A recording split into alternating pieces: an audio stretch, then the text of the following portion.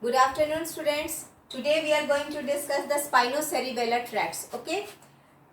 Till now we have discussed in the ascending tracts the dorsal column, medial lemniscus pathway, the pain and the temperature pathway. Okay, as well as the pain modulation pathway. This is the spinocerebellar tracts. So these tracts, this ascending tract, that means from the spinal cord to the cerebellum. So which type of sensation it is transmitting to the cerebellum, that is very important. Okay, so in the rest of the other ascending tracts that we have discussed till now, the function of these tracts, whatever sensation were coming from the, suppose from the fine touch, the pressure, the vibration, whatever sensation was coming from the right half of our body were received by the left cerebral cortex. Okay, but here, because those tracts were crossing in the brainstem, isn't it? So there was crossing of these fibers, but here in the spinocerebellar tracts, there is the difference between the other ascending tracts and the spinocerebellar tracts. Here the sensation, which type of sensation? The proprioceptive impulses plus some exteroceptive sensation, that is the touch, some pressure sensation. Again it is carried via the spinocerebellar tracts to the cerebellum. So these proprioceptive impulses plus some touch, the pressure sensation, where it is going to the cerebellum, but it remains ipsilateral.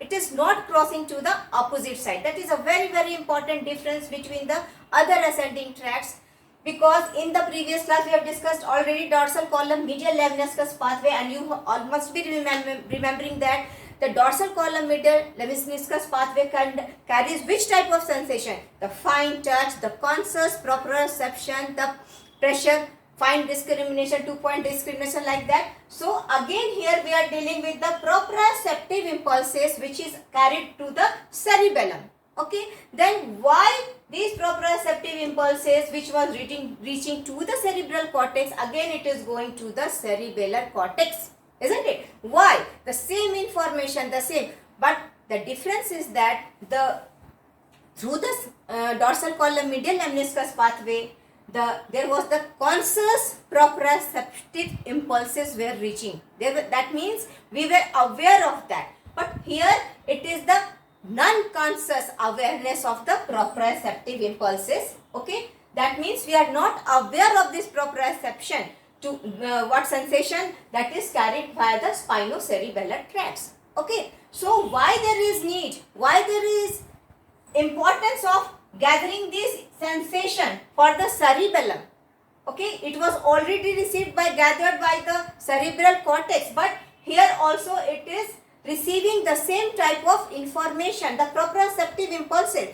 So first we will discuss what is proprioception. Okay, so define proprioception. This tract mainly deals with these proprioceptive impulses which are carried to the cerebellum, which remains ipsilateral. Okay, so it is defined as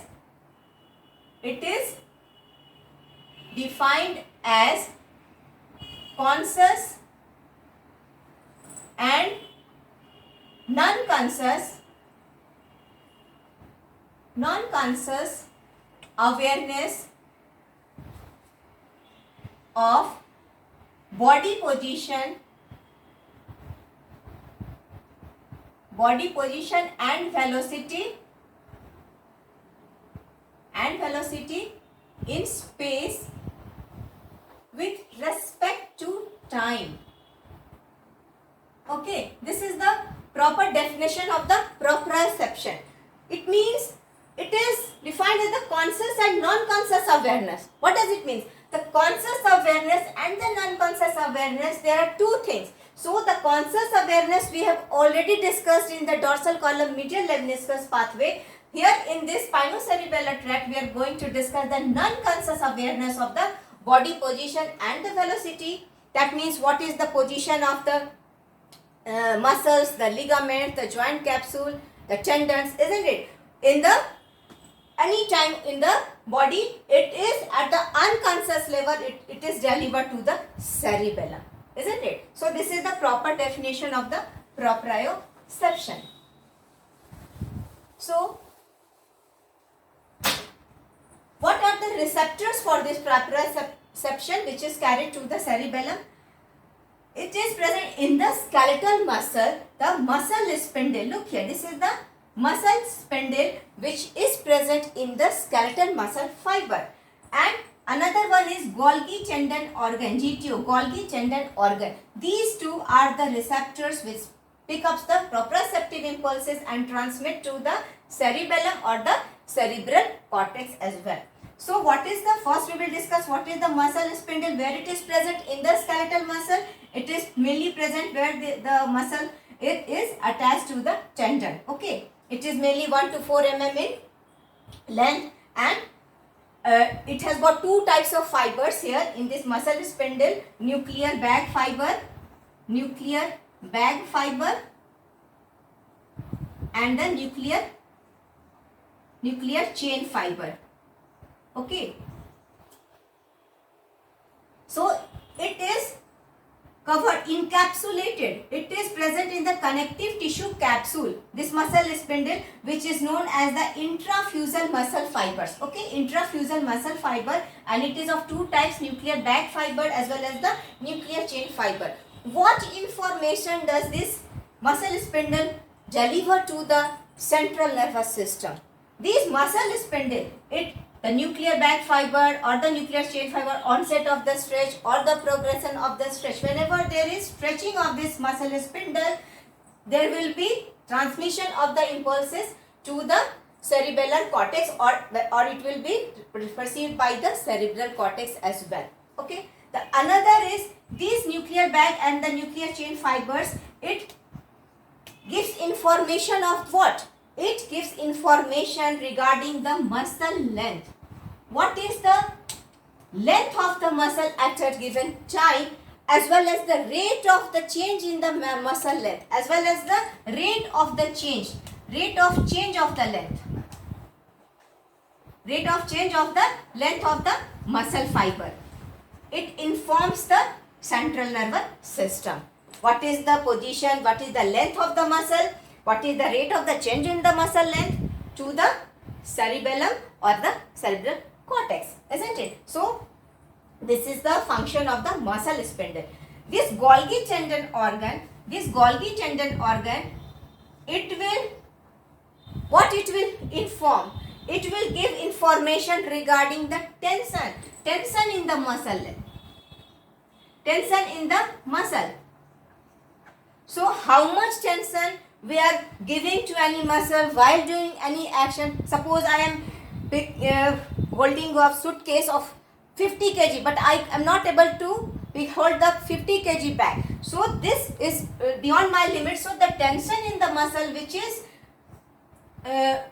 liberated in the muscle fibers, that will be sensed by this Golgi tendon organ. That means it will inform the central nervous system that so much tension, it is the muscle, it is created now. So it is very important, the Golgi tendon. So these information, the muscle regarding the length of the muscle as well as the tension in the muscle, these information are delivered again to the cerebellum.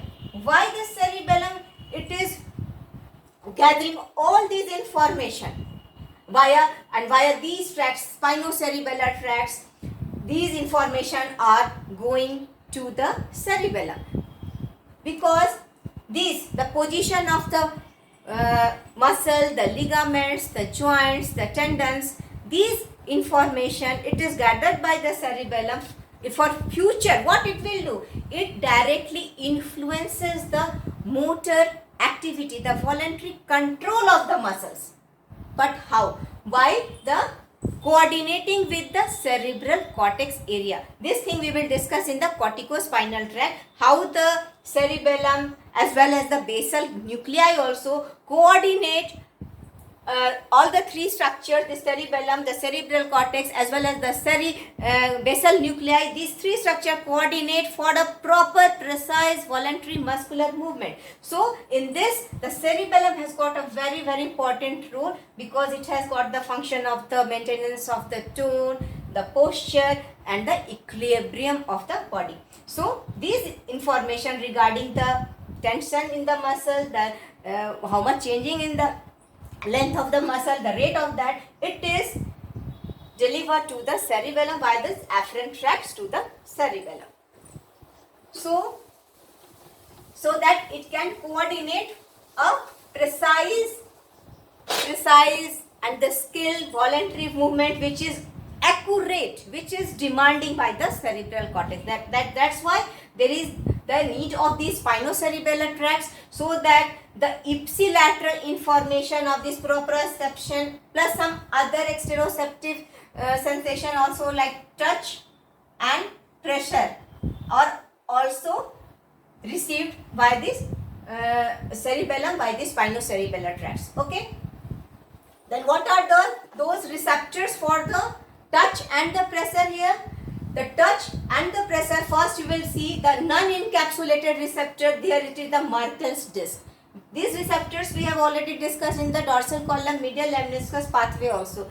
This Merkel disc, it is present where? This is non-encapsulated, present in the hairless skin like the fingertips. Okay. So it is a slowly adapting mechanoreceptors and it senses the touch. Okay, touch. Slowly adapting. This Ruffini's corpuscles, where it is present? It is also present in the hairy skins, where in the dermis of the hairy skin, and what it will do? It will respond to the stretch of the skin. Okay, when there is stretching of the skin. This Pacinian corpuscle, it is present where? Again, it is present in the dermal papilla of the palm and the sole, and it sends what? It sends the vibration. It sends the vibration sensation.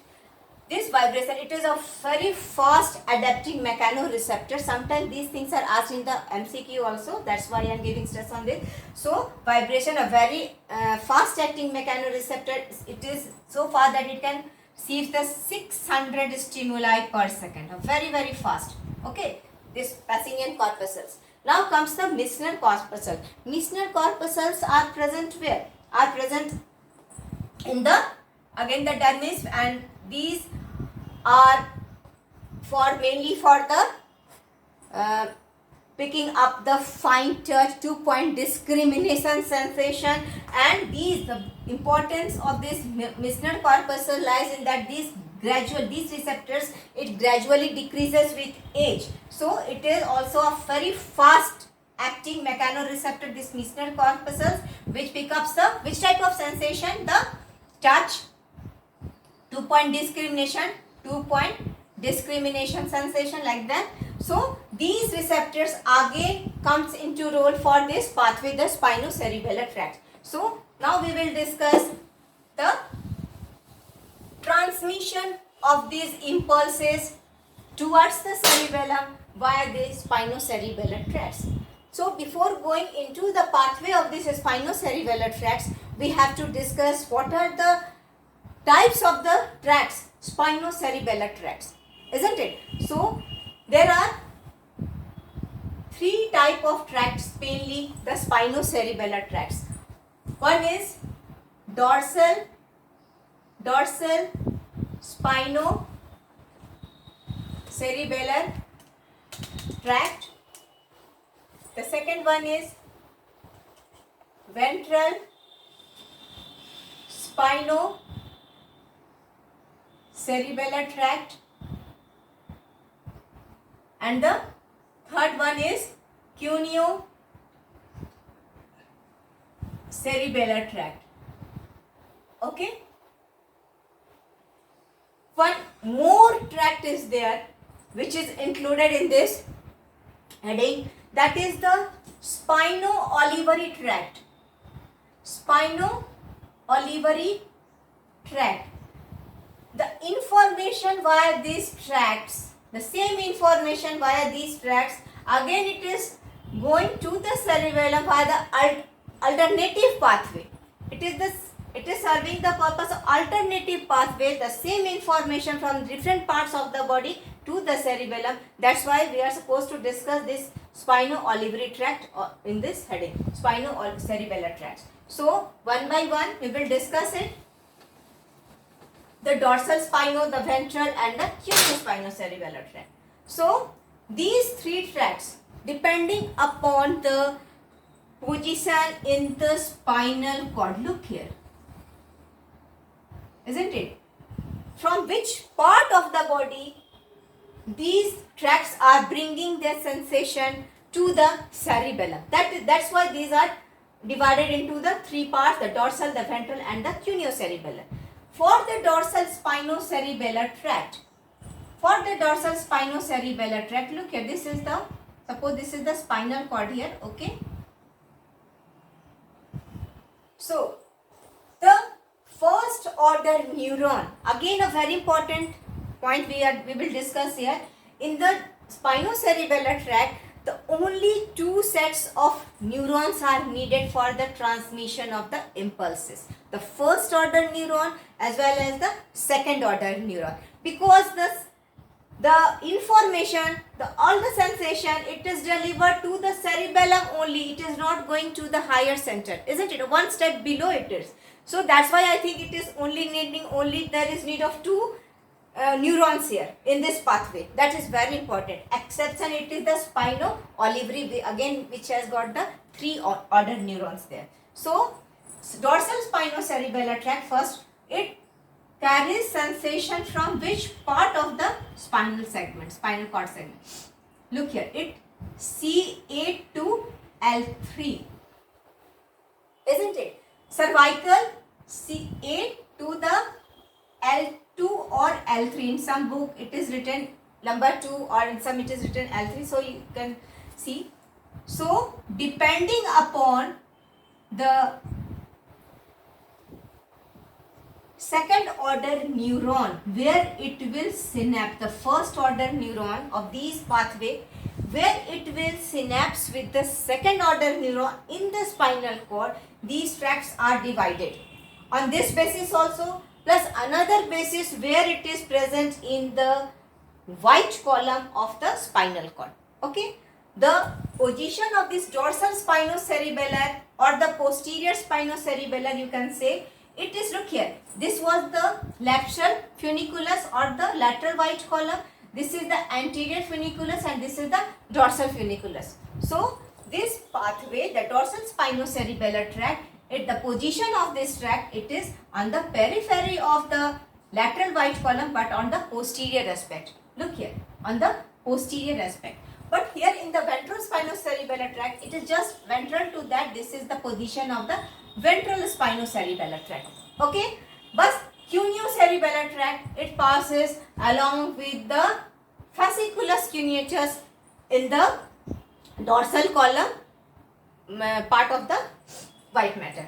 So it is like that. So what happens, these in the dorsal spinocerebellar tract, what you will see, all the sensation where it is reaching, all the sensation, the touch, the pressure plus proprioceptive impulses, where it is reaching, conducting to the spinal cord.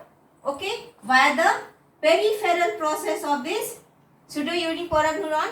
Here it is present in the dorsal root ganglia. The peripheral process of this brings all this sensation towards the spinal cord via this central process. Okay, now the question arises where it will synapse. I am discussing first the dorsal spinocerebellar tract. Okay, so all the information of the touch, the pressure plus proprioceptive impulses, it is reaching to the spinal cord, and where it will synapse here in the posterior gray horn. It will synapse in the very, very important nuclei here, which is asked often in the objective and the MCQ, that are the Clark's column. Clark's column nuclei.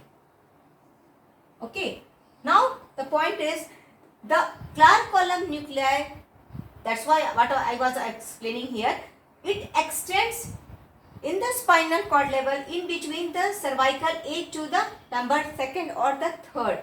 either side. So this is forms a column of the nuclei either side of the in the spinal cord. So these first order neuron, the first order neuron, it is the first order neuron here.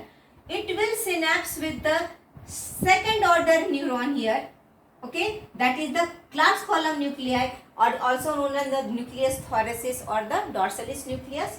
It is present in which Rexed lamina? Rexed lamina 7. Okay, Rexed lamina 7 of the gray matter.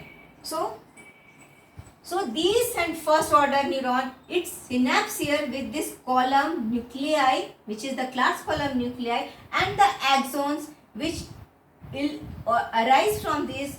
It will cross or it will not cross, because as a rule of the spinocerebellar tracts, the spinocerebellar tract works on a special rule, that is ipsilateral. You don't have, the fibers don't need to cross.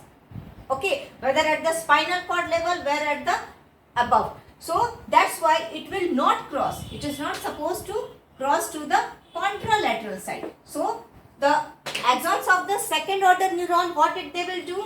They will remain ipsilateral. In which part? That is the dorsal side of this white column here, which was the place of this dorsal spinocerebellar tract, and then it will ascend upwards. Okay, so what is this? This is the tract of the dorsal spinocerebellar tract, isn't it? So in the dorsal spinocerebellar tract, all informations carried via the first order neuron present in the dorsal root ganglia, conducting towards the spinal cord, where it is synapsing with the second order neuron of the very specific nuclei there, which is present in the Rexed lamina 7, that is known as the class column nuclei. Sometimes in the examinations you are asked short notes also, as well as the objective. Very, very important point, the class column nuclei. For which pathway it is? It is present for the, it is concerned with the dorsal spinocerebellar tract. Now, these dorsal spinocerebellar tract, when it ascends upwards, where they will go, where they will reach, and where they will synapse. What will be the destination point, termination point of this dorsal spinocerebellar tract? Because the name of the tracts are cerebellar, the spinocerebellar. So this is the cerebellum, and this is the brainstem, and the cerebellum, it is attached to the brainstem via the 3 pairs of peduncles here. The peduncles, a bundle of the axons which are connecting the brainstem to the cerebellum either side, in pair it is. So this is the inferior cerebellar peduncle, this is the middle cerebellar peduncle, and this is the superior cerebellar peduncle, isn't it? So in these 3 peduncles, through which peduncle the dorsal spinocerebellar tract will terminate, it will move to the cerebellum. It is the inferior cerebellar peduncle through which the dorsal spinocerebellar tract, it transmit to the cerebellum. Okay, so this is the dorsal spinocerebellar tract. Ipsilateral in the spinal cord, remains ipsilateral in the medulla oblongata, and from here via the inferior cerebellar peduncle, it is going to the cerebellum. So only, look here, only 2 sets of neurons were needed here. This is the first order neuron in the dorsal root ganglia. Okay, so and the second order neuron, it is present in the class column nuclei. The class column nuclei, which is present between the C8 and the L2 to L3.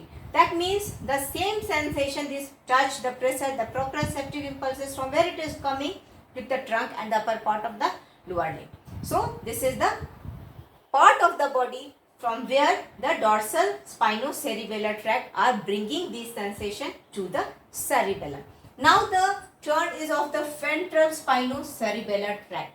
Now in this below L2 to L3, this is absent. The class column nuclei, it is absent. So the same sensation Here it is carried by the dorsal spinocerebellar tract. Just below the lumbar 2 or 3, it is the ventral spinocerebellar tract. Okay. So, ventral spinocerebellar tract brings the proprioceptive sensation plus some touch and the pressure to the cerebellum below the lumbar 2 or from the lower limb. So, look at the pathway.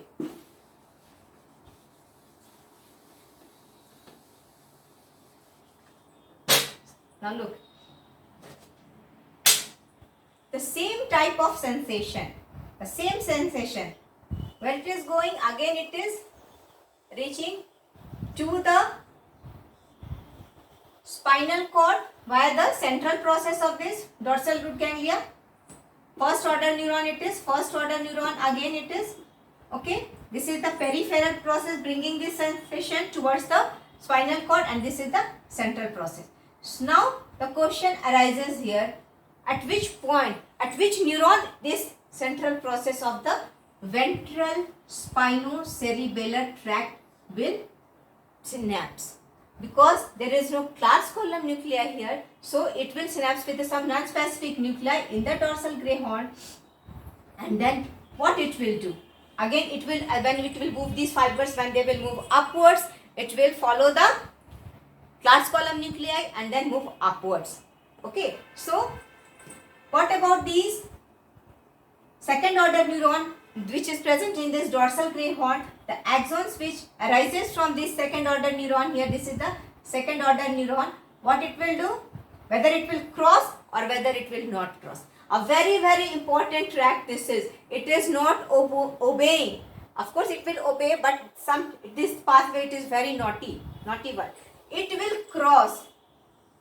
It is not so obedient like the dorsal spinocerebellar tract which was fulfilling the rules of the cerebellum. It remains ipsilateral throughout the course. But in this ventral spinocerebellar tract, what it will do? It is very naughty. It will cross to the contralateral side and then it will move upwards. Okay, and it will move upwards up to the midbrain. Isn't it? It crosses to the contralateral side here. This was the position of the anterior spinocerebellar tract and it moves upwards. This is the anterior spinocerebellar tract. And this, because this crosses the contralateral side and then ascends upwards. But this tract also has to fulfill the criteria of ipsilateral. Okay, then what it will do? It, through the superior cerebellar peduncle, because it reaches all the way up to the midbrain, not up to the medulla oblongata like the dorsal spinocerebellar tract. It reaches up to the midbrain and through the superior cerebellar peduncle, it comes out here, but it not synapse here. It in this side. Suppose this was the right side and this is the left side. This anterior spinocerebellar tract, this was carrying information from the right half of the body and it is moving to the left cerebellar cortex. That's why this information of the right side will be not delivered to the left side, because spinocerebellar tract does not allow that. So what it will do now, it has forgotten, I have to move again, it will move to the opposite side here. Okay, when it will remember I have done some wrong thing, it will move again back side of that, reaching to the contralateral cerebellar cortex via the superior cerebellar peduncle, and here it will terminate. That means again the same thing happens, that is the ipsilateral, but it travels a long course. The anterior spinocerebellar, it has a long course, and in this course it crosses twice. Very important point. Sometimes you might be asked, one crossing here, the first crossing is here and the another crossing is here, the second crossing is here in the midbrain and the first crossing in the spinal cord. That is very important. Okay, now comes the turn of this cuneo-cerebellar tract. Cuneo, C for cervical and C for cuneo also. So any sensation from the upper limb and the head neck region, the same impulses it will be carried C8 to C1, because below that C8 level it was the dorsal spino and the ventral spinocerebellar. So this segment C1 to C8, these information from these areas, from the upper limb as well as the head neck region, will be carried via the cuneo-cerebellar. Very easy to remember. C for cervical, C for cuneo. Okay, so this tract, it is the cuneo-cerebellar tract. Now how this tract works? Look here. So the same sensation, suppose it is coming from the, here I am bringing the sensation from the left side of the body, from the upper limb and the head and neck region. Where it will move? Again the same sensation transmitting to the spinal cord via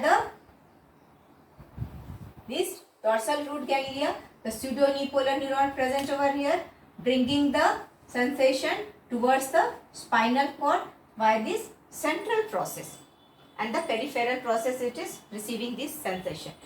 Now whether this central process of this, which tract we are discussing now? We are discussing now the cuneo-cerebellar tract. This is the cuneo-cerebellar tract now. So the sensation from the upper limb, the proprioceptive, the touch and the pressure, which is going to deliver to the cerebellum here, how it will move upwards. Very important. These two tracts, look here, in the dorsal gray horn, they were synapsing with, they were terminating in the second order neuron in the spinal cord. But here in the cuneo-cerebellar tract, it will not terminate, it will not synapse here. Simply the central process of the first order neuron of the cuneo-cerebellar tract, it will ascend upward without terminating here. It will synapse some other nuclei. Of course, I have told there are need of two sets of neurons. So the second order neuron, it is not present here, it is present above in the medulla oblongata, isn't it? So without relaying, without terminating here in the second order neuron, this central process bringing the sensation, proprioceptive impulses, touch, pressure from the upper limb and the neck, it will move upwards. Now question arises, this cuneo-cerebellar tract, we have discussed already the nuclear fasciculus cuneatus and the fasciculus gracilis in the dorsal column medial lemniscus pathway. On the medial side it was what? The fasciculus gracilis bringing the sensation from the ground and above the, below the T6, and the fasciculus cuneatus above the T6 level. Okay, so neurologists thought previously this cuneo-cerebellar tracts moves up the same function of the fasciculus cuneatus and the cuneo-cerebellar tract, because here in the medulla oblongata you have seen there were, this were the gracile nucleus gracilis, and here it is the nucleus cuneatus. Here it is the nucleus cuneatus nucleus and the gracile nucleus, and this is the accessory cuneate nucleus. So this is the cuneate nucleus. Okay, this is the cuneate nucleus, this is the gracile nucleus. So these first order neuron, the central process, it is synapse relay, it is where it is terminating the second order neuron which is present in the medulla oblongata. Which nucleus? It is the accessory cuneate nucleus, which is in the same alignment where the gracile nucleus and the cuneate nucleus was present already in the medulla oblongata. Just lateral to that it is also present. So it was supposed in the earlier that it moves along with the lateral aspect of this fasciculus cuneatus, and later they think that the function of this cuneo-cerebellar tract and the fasciculus cuneatus was separate. These information it was delivering to the cerebellum, and via the fasciculus cuneatus it was moving, the sensation was given to the cerebral cortex. That was the difference here. So now come to the point, from this second order neuron, that is the accessory cuneate nuclei, this axon, the axons which emerges from this, where it will go?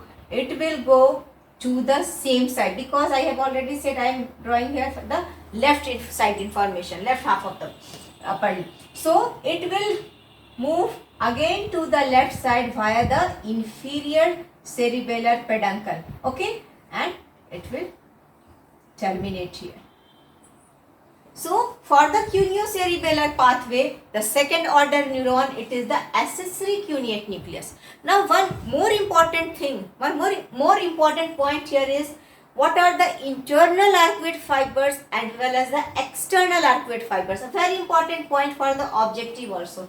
We have already discussed the internal arcuate fibers are the fibers which are formed by the crossing of this fasciculus gracilis and the cuneatus, and this was the internal arcuate fibers, and then when it will move upward it was known as the medial lemniscus. But here the accessory cuneate nucleus, the axons which emerges from that, comes out from them, are known as the external arcuate fibers. These are the external arcuate fibers which comes out from the accessory cuneate nucleus. So this is the internal arcuate fibers and this is the external arcuate fibers. Okay. So this was the cuneo-cerebellar tract. This is the cuneo-cerebellar tract, bringing the sensation of proprioception, the touch and pressure from the upper limb and the head neck area. So these was the three tracts mainly related with the cerebellum, bringing the sensation, proprioception, unconscious. This proprioception, we are not aware of that, what is the position of these are unconscious. So unconscious awareness of this sensation are delivered to the cerebellum by these three tracts. But what is the spino-olivary? There is one more tract here to be discussed in this same heading, spino-olivary tract. What it is? The spino-olivary tract, it is an additional tract to the cerebellum, bringing the same type of information via the alternative pathway. It serves the function of the alternating pathway to the cerebellum. That's important. So look here, how this pathway, the peripheral process of here, it is the dorsal root ganglia here, the central process going towards the dorsal gray horn of the spinal cord, isn't it? This is the spino-olivary tract. Now we are discussing the spino-olivary tract, which is an additional tract to the cerebellum. Okay, same type of information it is also going by this tract. So look here, again this is the left side. This is the right side and this is the left side. So this is the information via the spino-olivary tract from the left half of the body. So this is the first order neuron here. Okay, this is the first order neuron and it synapse again. The central process of this spino-olivary tract, the central process of the first order neuron, it synapse in the dorsal gray horn with the second order neuron there. Okay, mainly with the nucleus proprius. Okay, now it will cross. Now the question arises, the axons which originates, which come out through this second order neuron, they will cross or not, they will remain ipsilateral or not, because ultimately it has to also follow the rules of the spinocerebellar tract to become the ipsilateral in nature. That's why it should follow that. So what it will do, it will cross or not. Of course again it is a little bit naughty, it will cross here to the contralateral side and then it will ascend upwards. Look here, the position of the spino-olivary tract in the, when we were discussing the white matter of the spinal cord, what was the position? Just recap there, that the junction of the lateral and the anterior white column, if suppose this is the ventral root of the spine, just lateral to that there is the position of the spino-olivary tract. Just you remember this. So this second order neuron fiber, they will cross to the contralateral side and then it will ascend upwards. Okay, now it comes in the brainstem, the medulla oblongata. it will move up or it will remain confined in the medulla oblongata. It is remaining here in the medulla oblongata. This is the axons of the second order neuron here. Okay, of which tract? This is the spino-olivary tract moving upwards. This is the spino-olivary tract. So already it is fulfilling that it is taking the help of two neurons, first order here and the second order here, but it needs three neurons. So the third order neuron, it is here in the, it is the inferior olivary nucleus, because the name of the tract is spino-olivary tract. So inferior olivary nucleus, it will synapse here again. It will synapse in the medulla oblongata with the inferior olivary nucleus, which is the third order neuron. Then the axons which will arise from this cell body, the third order neuron, whether they will remain contralateral because the sensation was coming, I have drawn here, this is from the left side and this is the, now it has reached to the right side of the medulla oblongata. It will cross or not? Of course it will cross. So after terminating in the third order neuron, this will pass to the opposite side. Okay, the same thing here. Again, this is the inferior olivary nucleus. So again it will cross to the opposite side. And then via the inferior cerebellar peduncle, it is going towards the cerebellar cortex. Isn't it? That means here is the crossing of the fibers of the inferior olivary nucleus. Inferior olivary nucleus, it is receiving what? The axons of the second order neuron of the spino-olivary tract. The third order neuron, it gives fibers which are moving again to the contralateral side from the right to left. Isn't it? It is moving towards the left side. That means these fibers, it is crossing to the contralateral side to fulfill the rule. What does it demands? To remain ipsilateral. That's why again it is the spino-olivary tract. Okay, again it is delivering the proprioception, the touch and the pressure sensation to the cerebellum towards the same side. Isn't it? Left and left. So this was all the tracts of the related with the proprioceptive sensation, the touch and the pressure sensation, bringing from the periphery towards the cerebellum. That is the anterior dorsal spinocerebellar tract, the ventral spinocerebellar tract, the cuneo-cerebellar tract as well as the spino-olivary tract. So these were the tracts mainly. Now a very important point again related with the tracts afferents of the cerebellum. When we will discuss in the individual class of the cerebellum, there are two terminologies here, climbing fibers as well as the mossy fibers.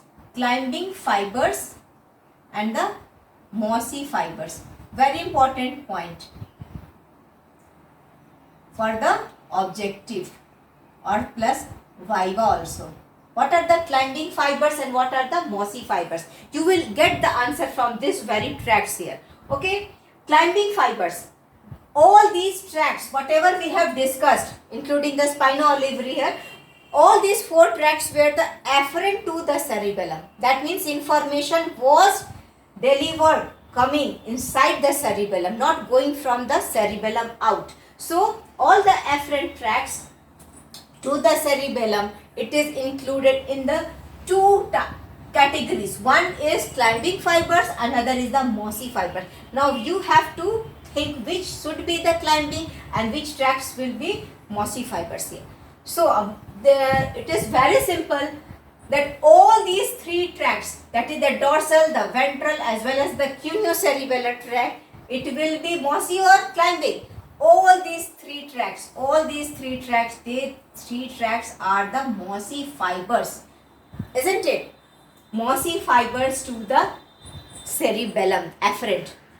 Then the remaining, it is only one, that is the spino-olivary tract here, which was by the inferior olivary nucleus, third order neuron. That will be the climbing fibers. That means climbing fibers are the spino-olivary tract, it is known as the climbing fibers for the cerebellum. Rest all three are the mossy fibers. Look here. All these three tracts, the dorsal, the ventral and the cuneo-cerebellar, are the mossy fibers, and this cuneo-cerebellar, spino-olivary tract, it is the climbing fiber. Very easy to remember. I have understood like this. This spino-olivary tract, it is taking the help of three neurons, the primary, the secondary as well as the third order neurons. So it is three sets of neurons are here. Okay. Plus in the cerebellum, when all these efferents will reach the cerebellum, it will climb to the topmost, that is the outer layer, the cerebellar cortex. We will discuss these things in detail in the cerebellum. So it will synapse to the higher topmost level. That's why it is known as the climbing fibers. Okay, where it will synapse with the Purkinje cells there, and these mossy fibers, it is when it will reach to the cerebellar cortex, it will remain to the lower than this spino-olivary tract. So that's why it is said like that. This is the mossy fibers, a very important point, the spino-olivary tract as well as the climbing fibers for the objective. So what are the questions for the objective point of view here, as well as short notes, class column for the short notes, plus what are the sensation, the unconscious proprioceptive impulses, because this is the spinocerebellar tract, the whatever information of the proprioception, it is needed by the cerebellum, it is at the unconscious level. We are not aware of those, whatever the position of the limbs, the muscles, the ligaments, but when this same sensation it is perceived by the cerebral cortex, we are aware of that. Okay, so this cerebellum, it is very important, it coordinates the muscular activity, the voluntary muscles fiber. That's why these sensations are carried to the cerebellum for the proper, the precise, the voluntary movement. Okay, thanks.